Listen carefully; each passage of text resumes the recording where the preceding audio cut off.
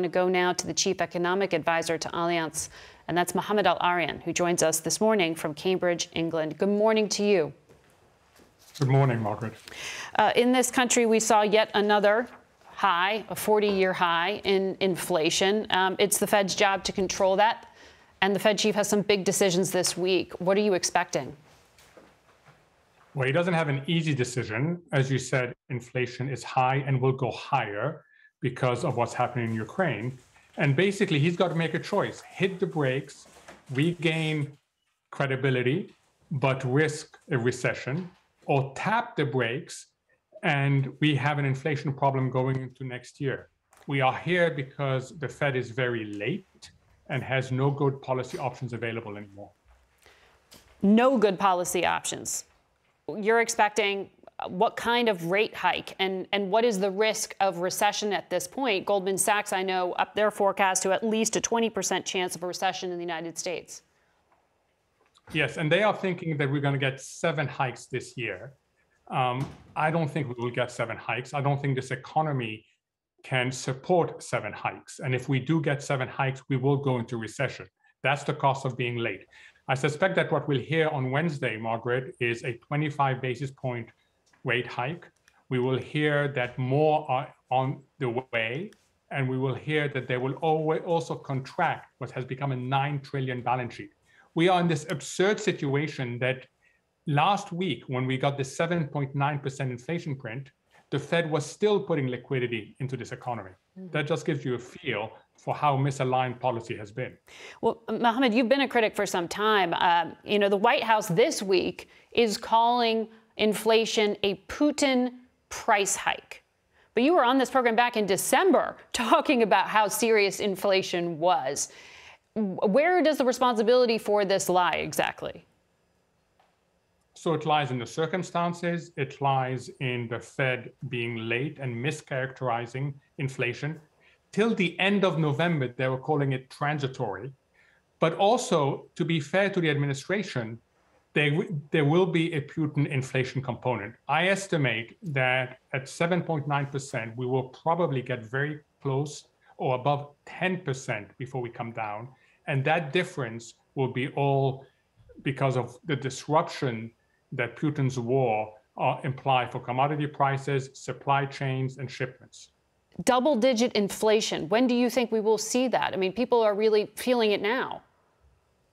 Yeah, if it happens, it will happen in the summer, and people will feel it. The worst thing for us would be not only do we feel the higher inflation, but we also feel income losses. That's why it's critical to avoid a recession.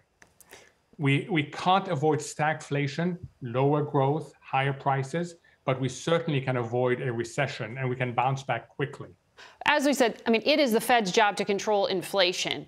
The White House is saying both that it is not their fault, but that they're doing something about it at the same time. Are there political measures here that actually can be taken?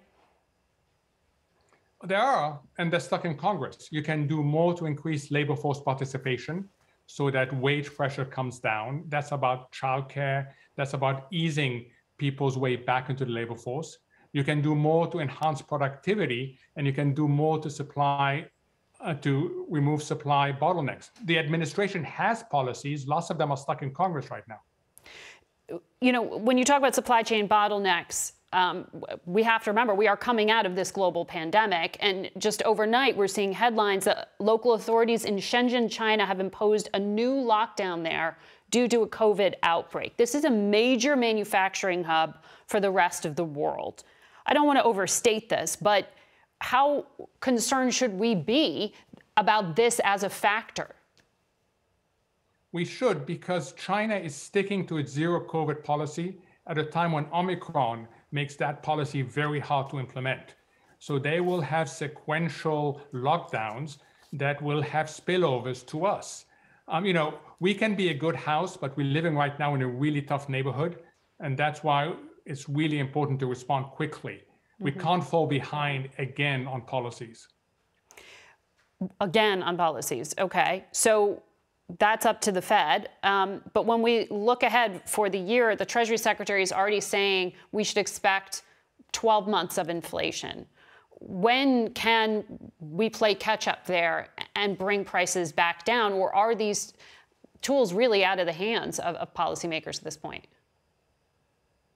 So Secretary Yellen is correct. We unfortunately are going to have at least 12 months of uncomfortable inflation, something that we haven't had since the 70s and 80s.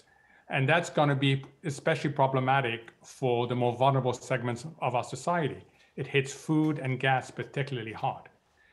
As to what we can do, we have to be really careful that we don't get another wave of inflation due to what economists call de-anchored inflation expectations. Basically, Margaret, it's a simple story. Right now, I will go in, I being the American worker, and ask for compensation for past inflation. If I don't have faith in my policymakers, I will also ask for compensation for future inflation. I want to protect myself preemptively. Right. If that happens, then we have that awful wage price cycle. Mohamed El-Erian, thank you very much for your analysis this morning, and we will track what happens in the coming days. We will be back in a moment.